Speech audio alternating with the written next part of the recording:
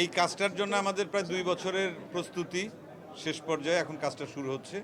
অনেক ভালো লাগা, অনেক অপেক্ষা, যেরকম দর্শকরা অপেক্ষা করছেন, আপনারা অপেক্ষা করছেন। তা সেই জায়গা থেকে প্রথমে আপনাদের কাছে দোয়া চাই আমরা সবাই, আমাদের টিমের পক্ষ থেকে, যে আমরা যেন দম নিয়ে দমটা শেষ করতে পারি। এটা একটা, তা এটা আমাদের জন্য চ্যালেঞ্জ।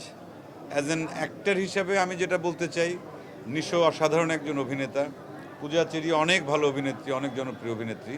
তা আমরা তিনজন এই প্রথম স্ক্রিন শেয়ার করব, এটা আমাদের জন্যে এই সিনেমাতে একটা বড় একটা কাজে, এটা আমাদের জন্য কিন্তু চ্যালেঞ্জ। এবং খেলাটা কিভাবে হবে এটা আপনারাও যদি একটু আন্দাজ করেন, সেক্ষেত্রে আমাদের চেষ্টার কোনো কমতি থাকবে না।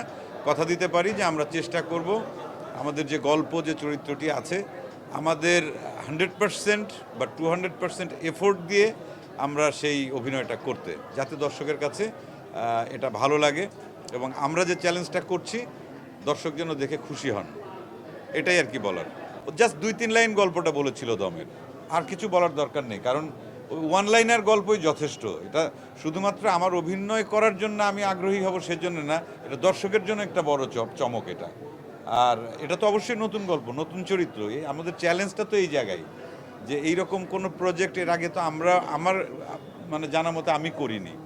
আর ওই যে আপনি যেটা বললেন যে একটু ভালো প্রজেক্ট পছন্দ করা, ঠিকঠাক প্রজেক্ট পছন্দ করা, এটা অবশ্যই ঠিক প্রজেক্ট, সেই জন্যই আমি এই কাজটা করতে, এবং 2 বছর ধরে আমি অপেক্ষা করছি এবং নানানভাবে আমাদের শিডিউল জটিলতা হয়েছে, মেলানো, কিন্তু ছবি তো ছাড়িনি যে না, এটা কাজটা করতে হবে, অসাধারণ কাজ এটাই।